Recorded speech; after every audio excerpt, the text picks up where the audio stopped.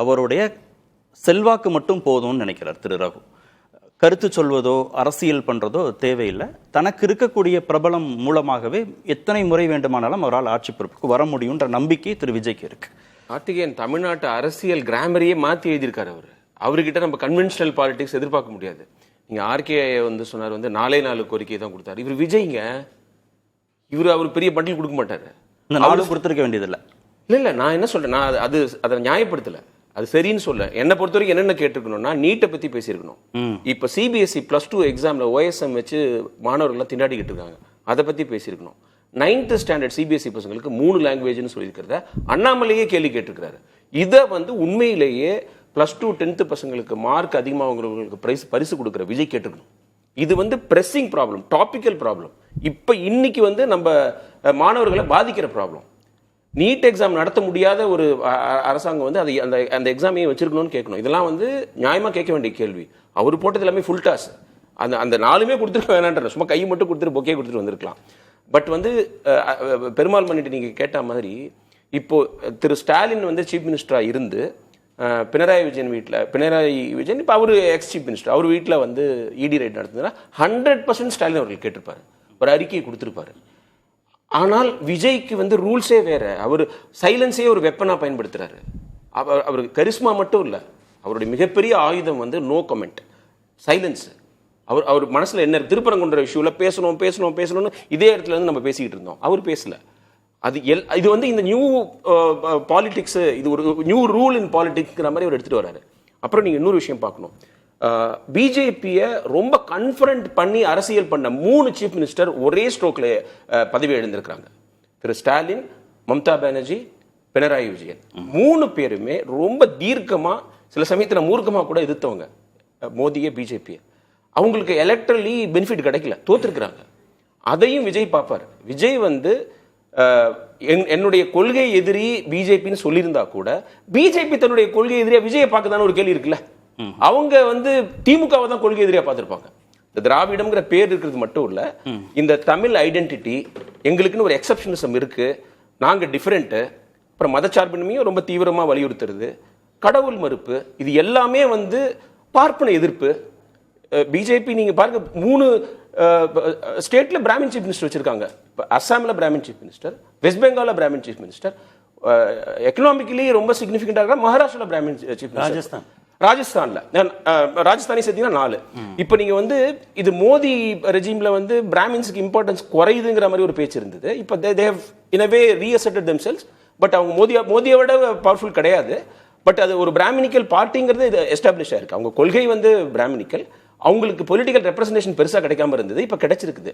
So இதெல்லாம் அவர் பார்ப்பார். அதாவது விஜய் மேல பிஜேபிக்கு ஒரு சாஃப்ட் கார்னர் இருக்குன்னு நான் நினைக்கிறேன். அவர் கொள்கை எதிரின்னு சொல்லியிருந்தா கூட அவர் திமுக கிடையாதுன்னு அவங்க நினைப்பாங்க. இவர் ஜெயிச்சதுக்கு காரணம் அவர் பிஜேபி கொள்கை எதிரின்னு சொன்னது கிடையாது, அவரோட கரிஸ்மா. அது பிஜேபிக்கு தெரியும். கொஞ்சம் சாஃப்டா ஹேண்டில் பண்ண ட்ரை பண்ணுவாங்க. ஆனா மதச்சார்பற்ற கூட்டணி, அடுத்து இந்தியா கூட்டணி, கொள்கை எதிரி, சிறுபான்மை சமூகத்துடைய வாக்குகள் அப்படிங்கிறதுக்கெல்லாம் குறைந்தபட்ச நியாயம் பண்ண வேணாமா திரு விஜய்? விஜயோட பாலிடிக்ஸ் டிஃப்ரெண்ட். நீங்க இதை FCRI பத்தி என்ன பேசினாரு, ஃபாரின் கான்ட்ரிபியூஷன் ரெகுலேஷன் ஆக்ட் பத்தி அவர் பேசணுமா வேணாமா? அதுல ஒரு சிக்கல் இருக்குது. அவர் ஒரு கிறிஸ்டினா இருக்கிறது, நியாயமான கேள்விகளை கூட சில சமயத்தில் கேட்க முடியாம போயிடும். அவர் அரசியலுக்கு வந்துட்டாருங்க. 2024 லோக்சபா தேர்தல் போது அரசியல் இல்ல, அவர் இன்னும் பேச வேணாம். அப்ப கூட நியாயமா பேசிக்கணும், பிஜேபி வரணுமா வேண்டாமான்னு. பட் திமுக அவர் ஒரு பெரிய எதிரியா பாக்குறதுக்கு பிளான் பண்ணியிருந்ததுனால பேச முடியாம போயிட்டாரு. ஏடிஎம்கே ஆஃப் கோர்ஸ் பிஜேபியோட இல்லைன்னா கூட அவங்களுக்கு சப்போர்ட் பண்ண முடியல, அவங்களுடைய ஓட் பேங்கை அவர் டார்கெட் பண்ணிட்டு இருந்தார், ஒரு சிக்கல் இருந்தார். இப்போ FCRI எல்லாம் பத்தி நியாயமா ஒரு கிறிஸ்டியன் மிஷனரிஸ்னால அல்லது அவங்களுடைய மிஷனரி ஆக்டிவிட்டிஸ்னால பெரிய பெனிஃபிட் அடைஞ்ச மாநிலம் நம்ம. கல்வியில, ஒரு இலக்கியத்துல, நம்ம உரைநடைக்கு, தமிழ் உரைநடைக்கு கிறிஸ்துவ பாதிரியார்கள் ஆற்றிருக்கிற பங்கு என்ன? ஜியு போப்பா இருக்கட்டும், வீரமாகுடியவராக எல்லாமே. ஸோ அப்படி இருக்கும்போது நீங்க அது ஒரு ஓவராலா பார்த்து குரல் எழுப்பணும். நானே யோசிச்சுட்டு இருந்தேன், மைக்கேல் பட்டி மாதிரி ஒரு விஷயம் நடந்ததுன்னா விஜயோட ரியாக்ஷன் என்னவா இருக்கும்? அப்பட்டமா அந்த அந்த மாணவியோட இறப்புக்கு ஒரு மத சாயம் பூசினார் அண்ணாமலை. இல்லை, அதைத்தான் திரு பெருமாள்மணி சொல்லும்போது, ஒரு முதல்வராக அவருடைய செயல்பாடுகளை அவர் வடிவமைச்சுக்கிட்டா போதுமானது. அரசியல் தலைவர்கிற இடத்துக்கு நகர்ந்து அவர் அரசியல் பண்ண வேண்டிய தேவை இல்லை. அது அவங்களுக்கு அந்த தேவை இருந்துச்சு, அவருக்கு அந்த லக்ஸுரி அவருக்கு இருக்குன்றா கம்ஃபர்ட்.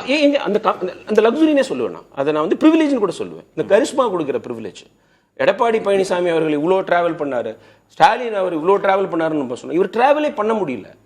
நம்ம எல்லாம் கஷ்டப்பட்டு செய்யற காரியத்தை அவருக்கு சுலபமா கிடைக்குது. ஏன்னா மக்களுடைய அன்பு இருக்கு.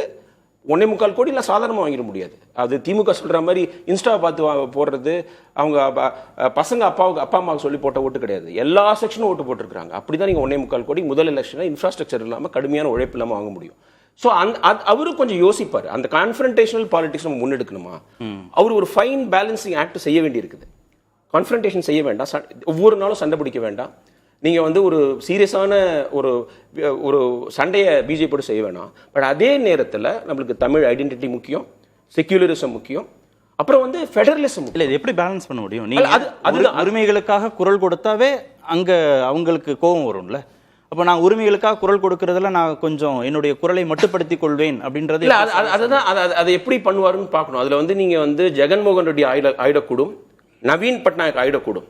அவங்க செஞ்ச தவறு வந்து டூ ஃப்ரெண்ட்லியா இருந்தது. அவங்க கேட்கறதுக்கு முன்னாடி அந்த பில்ஸுக்கெல்லாம் அவங்க ஓட்டு போட்டுருது. அது வந்து அவங்களையே வந்து தாக்கிடுச்சு. 2 பேருமே காலி பண்ணிடுச்சு. ரொம்ப சாஃப்டா ஹேண்டில் பண்ணாங்க. பிஜேபி கிரிட்டிசைஸ் பண்ணதே கிடையாது ஜெகன்மோகன் ரெட்டியும் நவீன் பட்நாயக்கும் இந்த வேரியன்ட் பவர். அது வந்து அவங்களுக்கு நெகட்டிவா போச்சு. ஸோ அதையும் ஒரு மனசுல எடுத்துக்கணும். இங்க மம்தா ஸ்டாலினாவும் இருக்க முடியாது, ஜெகன்மோகன் ரெட்டி நவீன் பட்நாயக்காவும் இருக்க முடியாது. நீங்க ஒரு பேலன்சிங் ஆக்ட் பண்ணணும். ஏன்னா பிஜேபி வந்து நம்ம எப்போதும் செக்யூலரிசம் பத்தி தான் பேசிட்டு இருக்கோம். அவங்களுக்கு பிடிக்காத இன்னொரு வார்த்தை ஃபெடரலிசம். கோல்வால்கர்லேருந்து அவங்க இந்த ஃபெடரலிசத்தை தூக்கி எறியணும்பாங்க. இந்த பன்முகத்தன்மை தான் அந்த நாட்டுக்கு பெரிய கேடு. ஒரு மொழி, ஒரு மதம், அதுதான் ஒரு நாட்டை வந்து வலுவா கட்டமைக்கும். இந்த டைவர்சிட்டியை நம்மளுக்கு எதிரின்னு நினைக்கிற ஒரு ஐடியாலஜிக்கல் குரூப். அதனால நீங்க இவரு எப்படி ஹேண்டில் பண்ண நீங்க கேட்டது நல்ல கேள்வி. இதெல்லாம் பேசாம எப்படி நீங்க உரிமைகளை வாங்க முடியும்னு ஒரு பெரிய பேலன்சிங் ஆக்ட் பண்ணணும். பட் விதியோட மோது விஜயோட மோதாது. அதுதான் எனக்கு தோணுது.